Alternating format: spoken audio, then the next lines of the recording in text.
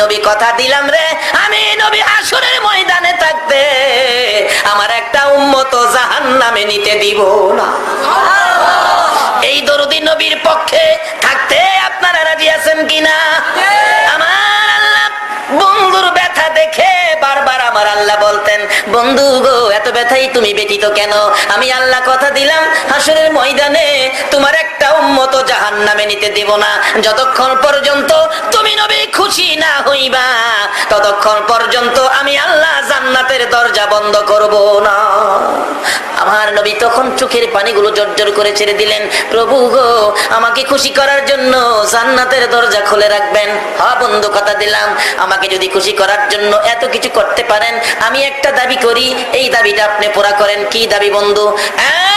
প্রভু হাসরের ময়দানে আমার উম্মতের গুনার খাতাগুলো আমি নবীর হাতে দিলে আমি খুশি হইব। আমার আল্লাহ বলেন, বন্ধু তোমার হাতে কেন দেওয়ার জন্য বলছো?